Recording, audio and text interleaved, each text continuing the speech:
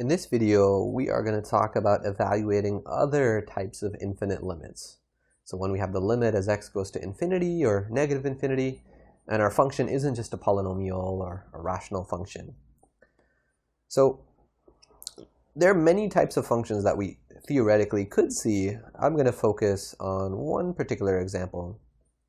But the general techniques that we've discussed so far should apply to tackle even other types of functions. So this type of function has a bunch of exponentials in here. But we could use the techniques that we've developed in logic to handle limits even of other function types. All right, so the first thing that I would want to do to get a feel for this is let's just plug in and see what happens. So let's try plugging in. Okay, so if we plug into this, we get 4e to the infinity plus e to the negative infinity. And on the denominator, we get e to the 2 times infinity minus e to the negative infinity. Well, so what's e to the infinity and what's e to the negative infinity now?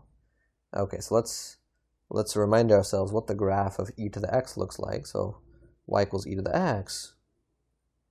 In fact, we've drawn this a couple times so far in our class. Pause the video for 30 seconds and see if you can draw this graph. 4, 3, 2, 1, pause the video. Pause the video for about 30 seconds and try to draw this. And this is really a graph that you want to have memorized. Same thing with the graph of y equals ln of x. You really want to have that graph memorized. So take 30 seconds and try to draw this. All right, so hopefully you've done that. If not, go ahead and pause the video now and try to draw it. So I'm going to go ahead and talk about it. So e to the x, so that exponential graph looks like this.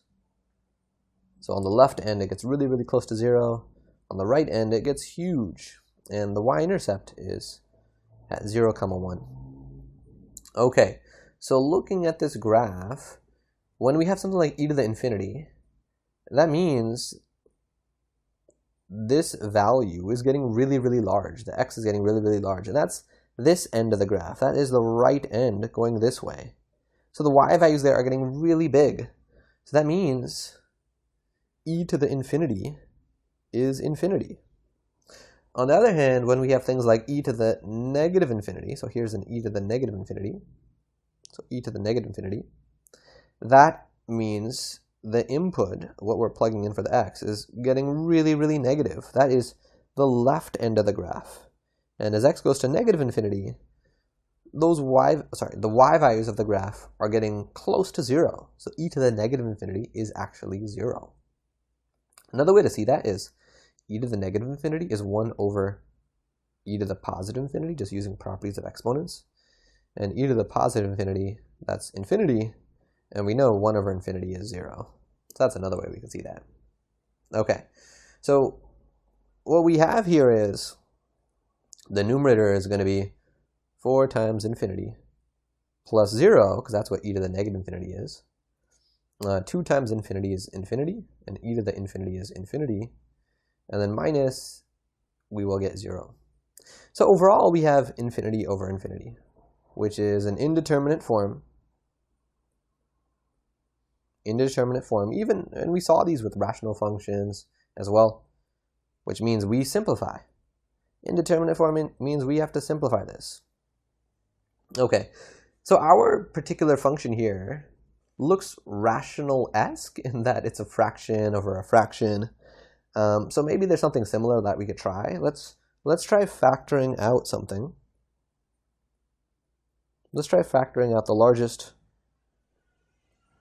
With rational functions, we factored out the largest power because the largest power is what grew most quickly. So let's factor out the largest, in this case, exponential. And when I say largest exponential, I mean the exponential that's growing most quickly here. So in the numerator and the denominator. Okay, so if we do this, we get the limit as x goes to infinity. Okay, and in the numerator, the exponential that's growing most quickly is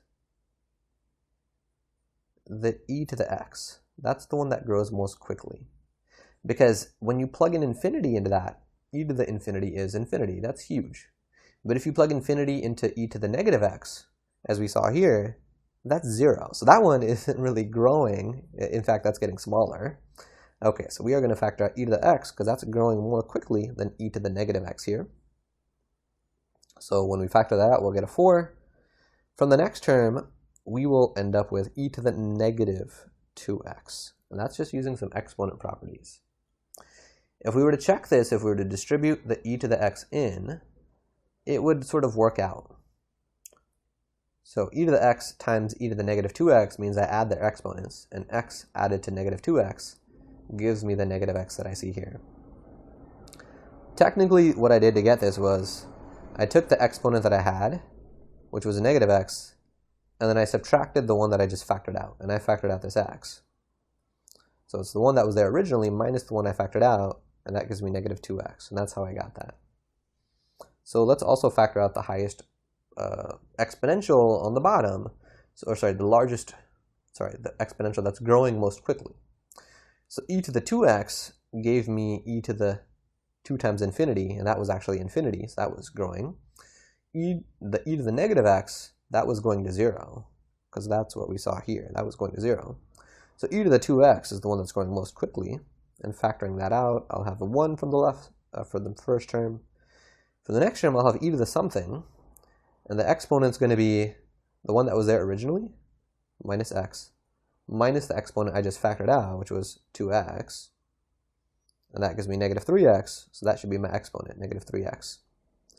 And we could check that if we were to distribute e to the 2x back in, e to the 2x times e to the negative 3x is this e to the negative x.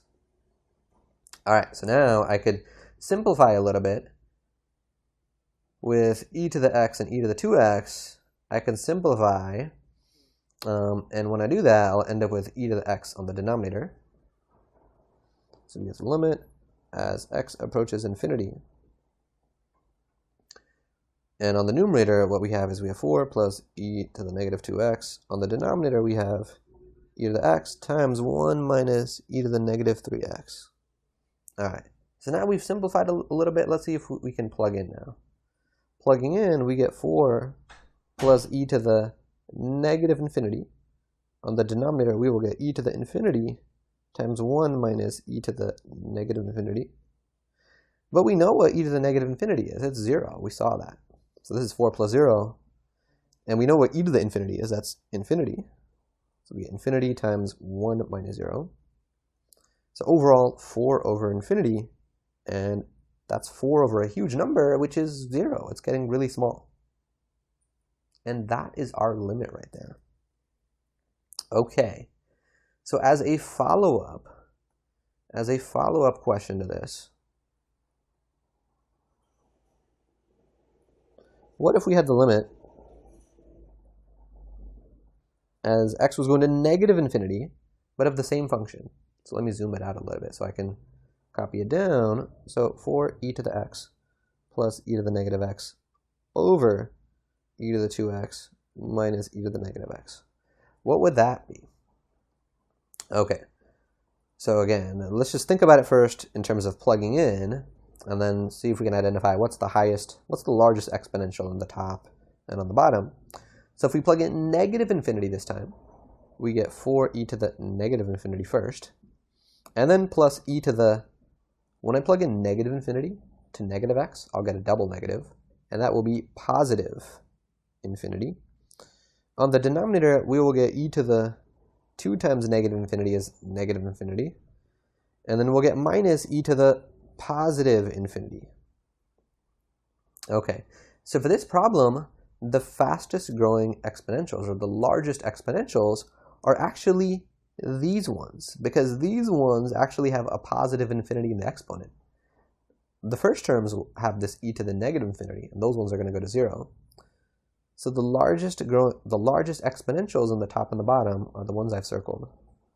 These are the largest exponentials that we have here. Okay, so that's important. Whether x is going to infinity or negative infinity, we have to be careful and not just pattern recognize that it's always the ones at the front. It's not always the ones at the front. we have to think carefully about when we plug in which ones seem to be the largest. And in this case, it was the ones at the end, because those ones were growing more quickly.